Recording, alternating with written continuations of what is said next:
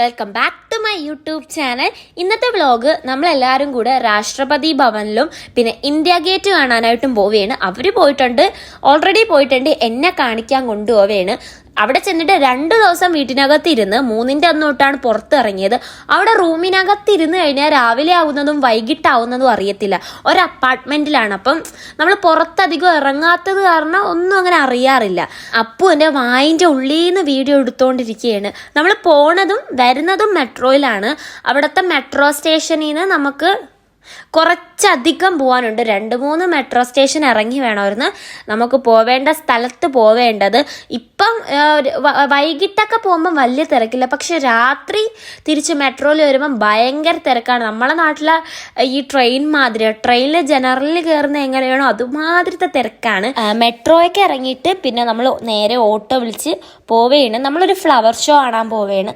അവിടെ ടിക്കറ്റ് നമുക്ക് എടുക്കേണ്ടി വന്നില്ല, കാരണം 6 മണിയാകുമ്പം ക്ലോസ് ചെയ്യും. നമ്മളൊരു 5 മണി കഴിഞ്ഞപ്പോഴാണ് എത്തിയത്. അത് ഇങ്ങനെ വീഡിയോ എടുക്കാം, ഇങ്ങനെ എടുക്കാം.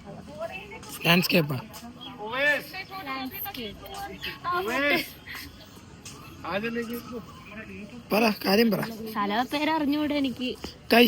സ്ഥലപ്പേര് പറ. ഏതോ ഒരു ഗാർഡൻ പേരെന്തിന്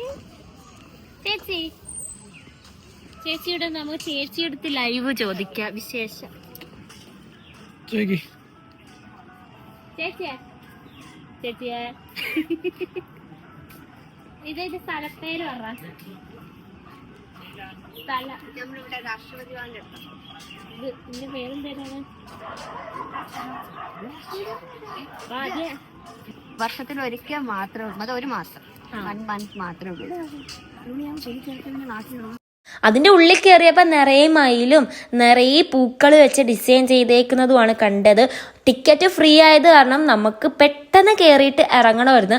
5:30 നമ്മൾ അതിൻ്റെ ഉള്ളിൽ കയറിയത്. 6 മണിയൊക്കെ ആകുമ്പോൾ പുറത്തോട്ട് ഇറങ്ങിയേ വേണം. അത് കാരണം അവിടെ കുറച്ച് നേരമൊക്കെ നിന്ന് ഫോട്ടോസൊന്നും എടുക്കാൻ പറ്റിയില്ല അധികം, കാരണം അവിടെ കുറച്ച് നേരം നിൽക്കുമ്പോഴത്തേക്ക് പോലീസുകാർ വന്ന് വിസിലടിക്കും, പെട്ടെന്ന് പോകുമെന്ന് പറഞ്ഞിട്ട്. അതുകൊണ്ട് കുറച്ച് ഫോട്ടോസൊക്കെ എടുത്തിട്ട് ഒന്ന് കറങ്ങി തിരിഞ്ഞ് എല്ലാം കണ്ടിങ്ങ് ഇറങ്ങാനാണ് പറ്റിയത്. അത്രേ ഉള്ളൂ. നിറയെ പൂക്കളാണ് കാണാൻ. അങ്ങനെ കണ്ടു നിൽക്കാനായിട്ട് പ്രത്യേകിച്ചൊന്നുമില്ല. പൂക്കളിൻ്റെ പല വെർഷൻസ് അത്ര തന്നെയായിരുന്നു. അങ്ങനെ അതൊക്കെ കണ്ട് ഇറങ്ങി. പിന്നെ രാഷ്ട്രപതി ഭവൻ കാണാൻ പറ്റി. ഞാൻ ഫോട്ടോസിലും വീഡിയോസിലും ഒക്കെ കണ്ടിട്ടുള്ളൂ, അപ്പം അതൊന്ന് നേരിട്ട് കണ്ടായിരുന്നു.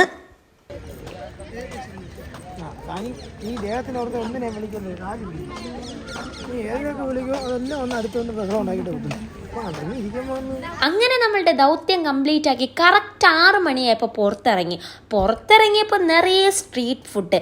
എൻ്റെ കണ്ണ് മൊത്തം അവിടുത്തെ കമ്മലും വളയും മാലയിലുമാണ്. സ്ട്രീറ്റ് ഫുഡും ഉണ്ട്, ഓർണമെൻറ്റ്സും ഉണ്ട്.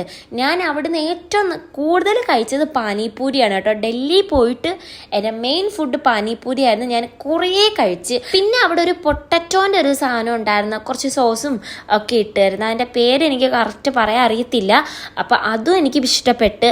ഫ്രിഡ്ജ് മാഗ്നറ്റാണ് അവിടുന്ന് മേടിച്ചത്. കമ്മലും മാലയും വളയൊക്കെ ചേച്ചി പറഞ്ഞ് നമുക്ക് മാർക്കറ്റിൽ പോകുമ്പോൾ അവിടുന്ന് മേടിക്കാമെന്ന്. പിന്നെ ഈ ഒരു കുൽഫി എനിക്ക് ഭയങ്കര ഇഷ്ടപ്പെട്ടു. അത് ഒറിജിനൽ പാലിലുണ്ടാക്കുന്നതാണ്, നല്ല ടേസ്റ്റ് ഉണ്ടായിരുന്നു. പിന്നെ അവിടെ നിന്ന് ഇറങ്ങിയിട്ട് നമ്മൾ നേരെ ഓട്ടോ വിളിച്ച് ഇന്ത്യ ഗേറ്റിൻ്റെ അടുത്തോട്ടാണ് പോയത്.